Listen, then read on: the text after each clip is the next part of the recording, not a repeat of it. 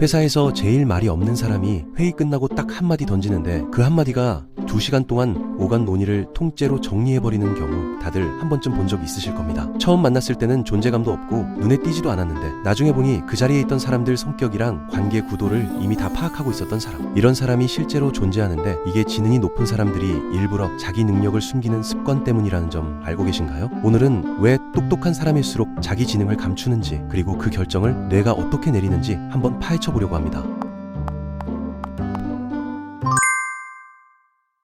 먼저 짚고 가야 할 연구가 있는데요. 1920년대 미국 심리학자 레타 홀링워스가 그 당시엔 아무도 관심 없던 주제를 평생 파고들었어요. 지능이 아주 높은 아이들이 왜 오히려 사회적으로 더 힘들어하는지를 연구한 겁니다. 지능이 높으면 인기도 자연스럽게 따라올 것 같잖아요. 어느 정도까지는 그게 맞는데 홀링워스가 발견한 건 그 선을 완전히 넘어서는 경우였습니다. 그녀가 쓴 책에서는 사회적 적응이랑 리더십 측면에서 최적의 범위가 따로 있다고 봤는데 대략 중상위권에서 상위권 정도가 그 범위였어요. 이 범위에 있는 사람들은 문제를 명확히 보면서도 주변과 소통이 되는 지점에 있다는 거죠. 근데 이 범위를 훨씬 벗어나서 IQ가 최상위권을 넘어서기 시작하면 오히려 사회적 고립이 깊어진다는 겁니다. 사고 속도나 연상의 깊이, 관심사 자체가 주변 사람들이랑 너무 달라지기 때문이거든요. 홀링워스가 관찰한 아이들한테서 공통적으로 나타난 게 외로움, 고립감, 상상 속 세계로 도피하는 경향, 그리고 비슷한 생각을 하는 사람을 찾으려는 강렬한 욕구였습니다. 생각해보면 이게 굉장히 독특한 외로움인데요. 사람이 없어서 외로운 게 아니라 사람들 한가운데 있는데도 어딘가 겉도는 느낌인 겁니다. 대화는 유창하게 흘러가는데 자기가 더 이어가고 싶은 맥락을 아무도 못 잡는 느낌이 반복되는 거죠. 이런 상황이 자꾸 쌓이면 뇌가 나름 영리한 선택을 하기 시작하는데 바로 상대한테 맞춰주는 겁니다. 상대의 언어, 상대의 속도, 상대가 편하게 받아들일 수 있는 수준으로 자신을 낮추는 거예요. 이게 심리학에서 말하는 지능 마스킹의 시작이라고 보시면 됩니다. 실제 사례를 보면 이게 얼마나 정교한지 알 수 있는데요.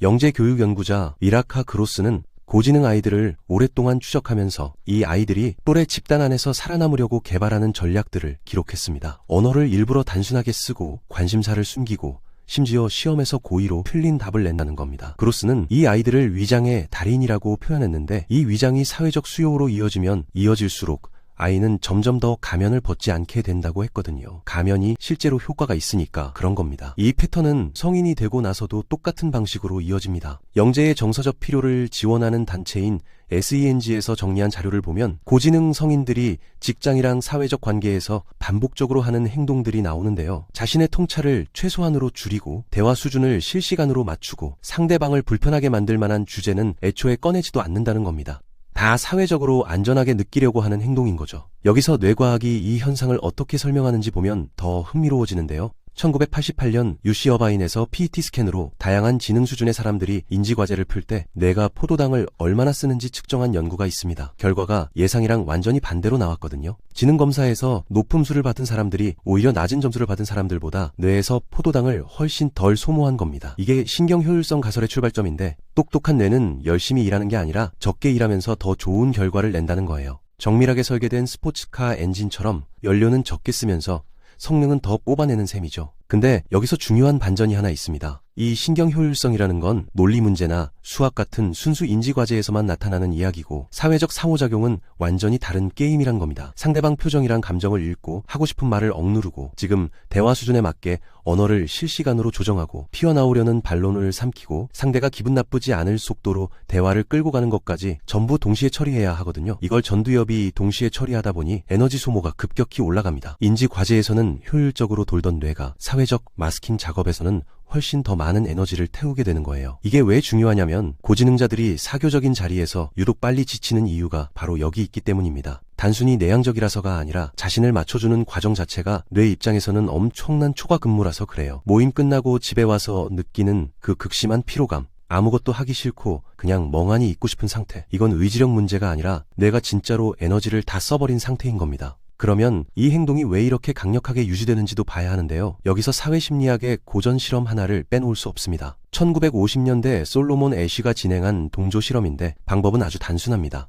피험자를 여러 명 있는 방에 앉혀놓고 길이가 다른 선 3개를 보여주면서 기준선이랑 길이가 같은 게 어느 거냐고 묻는 거예요. 정답은 누가 봐도 명확한데 방에 있는 다른 사람들이 사실은 실험 협조자들이고 이 사람들이 일제히 틀린 답을 말하면 어떻게 되는지 본 겁니다. 결과가 꽤 충격적이었는데요. 실제 피험자의 약 37%가 자기가 옳다는 걸 알면서도 집단이 말한 틀린 답을 따라갔습니다. 애쉬 본인도 이 결과에 당황해서 지능 있고 평범한 젊은이들조차 흰 것을 검다고 부를 만큼 동조 경향이 강하다라고 말했거든요. 실험 후 인터뷰에서도 동조했던 피험자 대다수가 똑같은 말을 했는데 틀린 줄은 알았지만 혼자만 이상하게 보일까봐 따라갔다는 겁니다. 이걸 고지능자의 맥락으로 가져오면 이야기가 좀 더 정교해지는데요. 이 사람들은 단순히 오답을 따라가는 수준이 아니라 훨씬 더 세밀한 동조를 합니다. 대화 수준을 낮추고 관심사를 숨기고 이미 더 빠른 결론에 도달했는데도 상대방이 스스로 그 결론에 이를 때까지 기다려주는 거예요. 뇌과학적으로 보면 사회적 보상 회로가 지적 만족보다 소속감에서 오는 안정감을 더 즉각적인 보상으로 처리하기 때문인데 결국 우리 뇌는 옳은 것보다 받아들여지는 걸 더 강하게 원할 때가 많다는 겁니다. 이제 이 사람들이 실제로 어떻게 행동하는지 구체적인 예시를 하나 볼게요. 회사에 다니는 달팽씨라는 가상의 인물을 예로 들어볼게요. 여러 연구에서 반복적으로 나오는 패턴입니다. 달팽씨는 팀 회의에서 보통 뒤쪽에 앉아서 노트에 뭔가를 적는데 누가 발표하면 고개만 끄덕이고 크게 반응하지 않습니다. 그런데 회의가 끝나면 혼자 팀장한테 이메일을 보내는데 발표에서 놓친 핵심 문제 2개랑 해결 방향까지 깔끔하게 정리해서 올립니다. 팀장이 왜 회의에서 말 안 했느냐고 물으면 아직 확실히 정리가 안 된 상태여서 그랬다 라고 답하는데 사실은 회의 시작 전에 이미 정리가 끝나 있었을 가능성이 높은 거죠. 이게 지적 카멜레온 행동의 전형적인 패턴인데요. 회의 중에 자기 결론을 꺼내지 않은 건 게으름이나 소심함이 아니라 나머지 사람들이 같은 결론에 도달하는 과정을 방해하지 않으려는 계산이에요. 만약 처음부터 답을 말해버리면 저 사람 아는 척한다, 왜 혼자 튀려고 하냐는 반응이 나올 수 있다는 걸 이미 경험으로 알고 있는 겁니다. 그래서 뒤에서 조용히 가는 거고 이게 너무 잘 작동하다 보니 10년을 같이 일한 동료도 이 사람의 진짜 사고 속도를 못 알아채는 경우가 많습니다. 지적 카멜레온은 그래서 알아채기가 정말 어려운 겁니다. 혼자 있을 때는 완전히 달라지는데요. 일부 연구에서는 고지능 성인들이 고독을 단순한 고립이 아니라 회복이랑 사고의 공간으로 경험하는 경향이 있다고 보고합니다. 혼자 있는 시간을 그냥 흘려보내는 게 아니라 자유로운 사고와 회복을 위한 능동적인 선택으로 즐긴다는 거죠. 그래서 이 사람들이 혼자 있을 때 하는 걸 보면 재밌는데 알고리즘을 멍하니 따라가는 게 아니라 특정 분야의 깊은 곳을 파고드는 활동에 몰입하는 경향이 있습니다. 책을 읽다가 거기 언급된 다른 책을 찾아보고 그 책에 나온 개념을 검색하다가 학술 논문까지 도달하는 식으로요. 이게 겉으로는 휴식처럼 안 보일 수 있는데 이 사람들한테는 이게 진짜 휴식입니다. 낮 동안 억제하고 맞춰왔던 사고방식을 풀어놓고 원래 속도로 생각할 수 있는 시간인 거예요. 여기에 하나 더 흥미로운 패턴이 있는데요. 이 사람들은 지능 숨기는데 워낙 익숙해지다 보니 오히려 자기가 정말 뛰어나다는 걸 스스로 인식 못하는 경우도 많습니다. 가면을 너무 오래 쓰다 보니 자기 자신도 가면인지 진짜 얼굴인지 헷갈리기 시작하는 거죠. 이걸 지능 관련 사기꾼 증후군이라고도 부르는데 자기가 아는 게 사실 대단한 게 아니라고 계속 느끼는 상태입니다. 주변에서는 그 사람이 대단하다고 생각하는데 본인은 그냥 운이 좋았을 뿐이라거나 다들 이 정도는 알지 않냐고 느끼는 겁니다. 이게 왜 이렇게 작동하는지 진화 심리학 관점에서 보면 이해가 쉬워지는데요. 인간은 수만 년 동안 집단 안에서 살아야 했고 집단에서 배제되는 게 곧 생존의 위협이었습니다. 그래서 뇌는 집단 안에서 지나치게 튀는 걸 위험으로 인식하도록 설계되어 있는 겁니다. 지능이 집단 평균에서 너무 멀리 떨어져 보이는 것도 이 본능이 위험 신호로 처리하는 거고 그래서 자동으로 브레이크를 걸게 됩니다. 이게 의식적인 결정이 아닌 경우가 많다는 게 더 흥미로운 부분인데 말을 줄이고 결론을 늦추고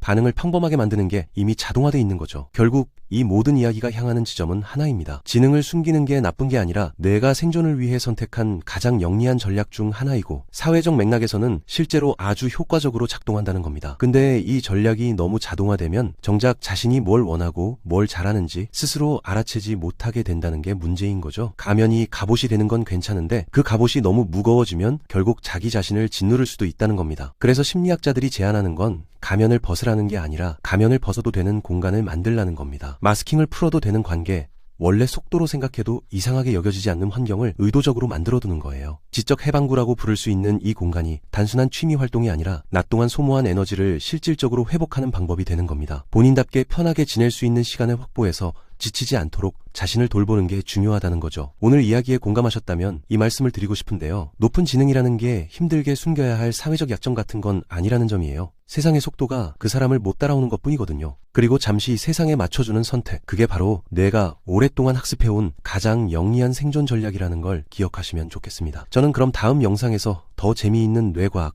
심리 이야기로 돌아오겠습니다.